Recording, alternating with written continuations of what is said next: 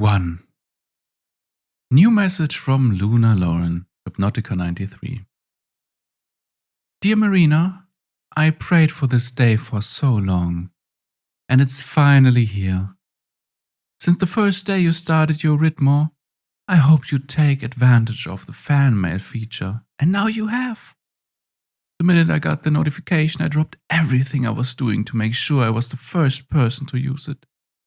I'm really hopeful I succeeded. Don't tell me if I wasn't. I can delude myself about this. Your work is so important to me. I have a really stressful day job, so it's nice to be able to take my lunch break, tuck away in my office, and read some really steamy work. And yours is clearly the best. I mean, I can't imagine how I would have made it through my last series of clinical trials without The Descendant, or how else I would have blown off steam at our last corporate conference if I didn't have the whole last leg of immaculate contraception to keep me going. Everything you write is excruciatingly hard, but beyond that, it's just really important. It's made me a better person, made me feel healthier and more confident in my body, made me realize that even if I can't manage to find a girlfriend or a therapist that works for me, I can still function if I take care of my own feelings instead of letting them bottle up. You and your work have done so much good for me, even if you haven't intended to. I know I'm one of hundreds of followers now, but sometimes I feel like you're writing for me specifically, like the words on the page jumped out of my brain. I especially love the way you write about your special hypnodrug and the way it hollows girls out, turns them into obedient little pets just waiting for a new purpose. As a chemist myself, there's something special about the way you can watch a mouse fall into the abyss when a drug hits its system. Eyes so full of little intelligence blotting out entirely. I kind of imagine the same when you write about it too. Is that weird? Probably a little. Anyway, I'm sure you're going to be flooded with messages like this, so I don't want to take too much of your time. I'm hopeful you'll be opening commissions again soon. I've been saving up some money to make sure that we get a sequel to A House in the Heights, especially since you said that you were kind of done with writing pieces like that on your own accord. I'm not going to ask why or tell you to reconsider, but I think that kind of work is missing in the scene. I'd be more than happy to pay for it if the situation arose. I'm rambling now, so I'll cut it off. Thank you for this opportunity, and it's been so nice to chat. If you find time, I'd love to hear from you in response. Love, Luna, your #1 fan. 2. New message from Luna Lauren, Hypnotica 93.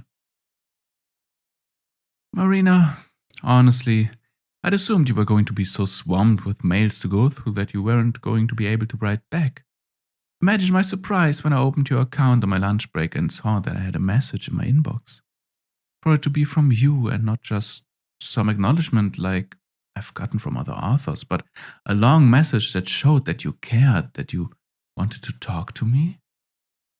Well, it was kind of a dream come true. Obviously, you're my favorite author in the world, even if you misstepped recently, but we can get to that later. And I'm so enamored with your work that I'm willing to pay way over the standard rate to support you. There's something else I haven't told you yet. I'm sure you get it all the time, really. I imagine it's standard fare for an author who writes the way you do. But I saw the selfie you posted last week in that little black dress and... God, you're so fucking pretty. I just have the biggest crush on you. I know it's uncouth and it might creep you out, but I've gone back to that picture time and time again.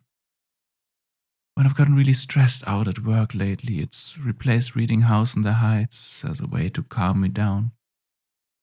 I just sit there and take you in. The way your hair falls over your shoulders, the way That dress hugs your curves, that little smile of yours.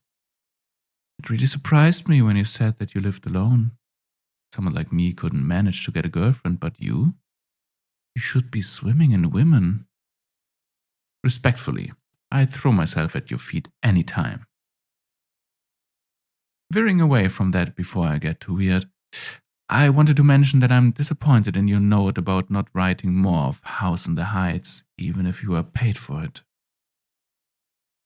I really think that story has a lot of promise and, transparently, is much more interesting than a lot of the other shit you are working through right now. I mean, come on. Steel plate?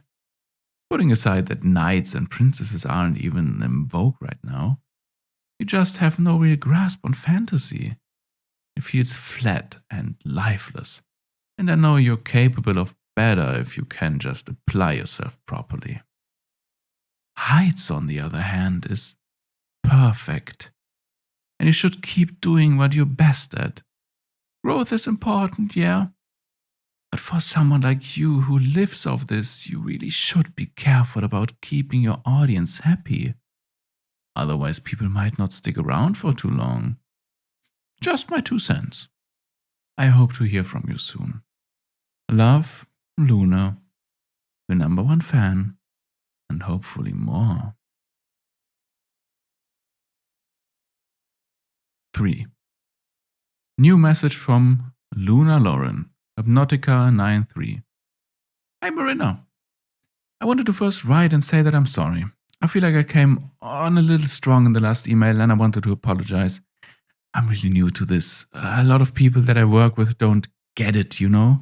They don't understand the beauty in being honest, and I spent so much time repressing around them that I figured I could be open with you. I see now that maybe I was a bit too forward, and that's okay.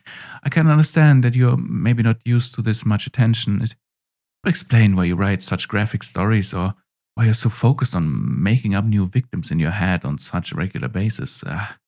Maybe you feel like you don't deserve it, which I felt that way before. And I can't blame you for it. We are commodified often without our bodies being respected. Maybe you saw the glimpse of my face in my profile picture and you got worried that you couldn't match up to me. Regardless of what the cause was, I think we can both agree that you went a bit too far. Ignoring my last message in shame is one thing, but unfollowing me is just a lot to process too. Was I really such a burden to have on your timeline? Was your day so summarily ruined each time my name came across your feed? The feedback sure was probably a bit too cloying, but come on. Checking your account just to see that you'd unfollowed me was too much to process. I almost had to call out sick because I was overwhelmed. I managed to pull myself together, but you should really consider the way you might make someone feel when you plan to do something like that. You're a cornerstone of this community and people look up to you. If you put someone down in that way, you might drive them to do something that either of you would later regret. Lucky I'm so kind. I know when you take a minute to truly consider the poor decision you've made here, you likely want to make things up to me. I've considered my options and would be willing to call us even if you would write an epilogue to Heights. Not even in a chapter, just a bit of an addendum. I so desperately need to know what happens to Ashley when her dose of the drug wears off. And she realizes that her wife is much happier at the Baroness' side. I don't think this is too much of a literary lift, and someone as talented as you should be able to do it with ease. This, I think, will make us even for the damage you've done. I look forward to hearing your response and reading the chapter when it's posted. Love, Luna, your #1 fan, regardless of everything else.